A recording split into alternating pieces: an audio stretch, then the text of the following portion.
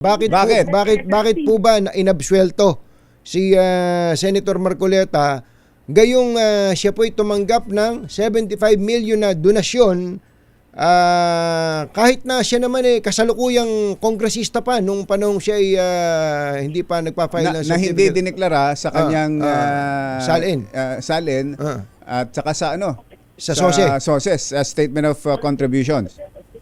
Apo, Katunying ka, Jerry, una po muna liwanagin natin para sa mga kababayan natin. Apo. Magkaiba po ang jurisdiction kapag ka SALN, ang SALN sa opisina ng Ombudsman, yung SOSE, Statement of Contributions and Expenditures ay sa Commission on Elections. So maliwanag po yun. Yes, so kami po ay nagkaroon ng tinatawag na motu proprio o kami mismo, initiative namin, investigasyon sapagkat nung mga nakaraang taon ay naging mainit na issue yung hindi daw po tumutugma. Yung pong SALN ni Senator Marcoleta at yung SOSE na kanyang final na lumalabas, may ginastos siyang amount na inyong nabanggit, pero bakit hindi nakareflect sa SOSE na may nagbigay o may nag-donate sa kanya? Tapos lumalabas daw po ba na sa SALN, ibig sabihin personal siyang gumasto samantalang wala naman daw pong ganung amount doon sa kanyang SALN. So again, hindi po namin pinakailman yung SALN, ang pinakailman po namin yung SOSE. Na ang katanungan po ay ganito. Ang naging kasagutan po niya kasi ay dahil po sa yung nagbigay sa kanya ng donasyon ay nagbigay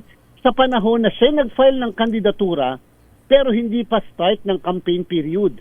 Natatandaan niyo po, Katunying ka, Jerry, meron po tayong tinatawag na jurisprudence o desisyon ng Korte Suprema sa kaso ng Peñera versus Comelec yung nagsasabi na ang isang nag-file ng kandidatura sa isang automated election ay magiging kandidato lamang sa unang araw ng kampanyahan. 70 araw yan. Opo, 70 araw sa national position at 45 araw sa local position. Nangangahulugan, hindi pa applicable sa kanya ang election law kahit na siya ay nag-file na ng candidacy. Ngayon po, o sige, sa po ay sabi niya nakatanggap siya sa 3 tao. Kaya lang po, ang magiging katanungan ay, ang isa bang kandidato na hindi ni-reveal, hindi sinulat yung mga pangalan ng mga donors or contributors niya ay mananagot sa batas at ito ba'y isang kasong kriminal? Sa ating pong Omnibus Election Code 1985 po yan, 1985, ay ang sinasabi sa Section 109, dapat daw po isulat ang lahat ng mga detalye na pinapasulat doon. At pagkatapos, ito po'y sinusugan pa ng Section 262. At ang sinasabi, kapag ka hindi tumupad do sa pinagbibilin o hinihingi ng Section 109, yan ay kasong kriminal na pwedeng managot ang mismong kandidato ng 1 hanggang 6 na taon na pagkakakulong. So maliwanag po, kasong kriminal pala siya.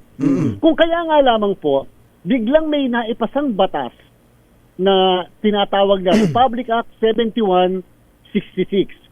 Yan po, Katunying kay Jerry, yan po naipasa mga 2006-2007. 1985 Election Code, tapos merong 2007 na batas, ang batas ay Republic Act 7166. Ang title noon ay synchronization ng halalan.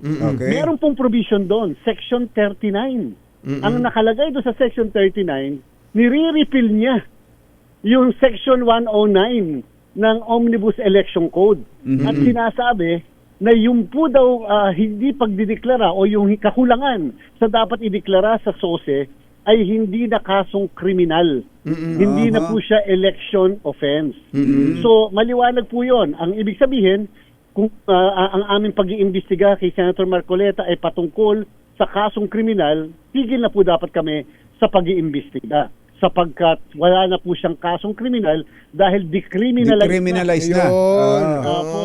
Kumbaga sa libel, ang libel po ngayon decriminalized Fine na lang, fine kapag ikaw ay na-convict sa libel. Subalit, hindi po porket na repeal, na baliwala na yung batas, ay wala na yung obligasyon ng isang kandidato na mag-report pa rin ng tama. So ang sinasabi namin, hindi pa rin siya nag-comply sa Section 109 na dapat i-declare yung lahat.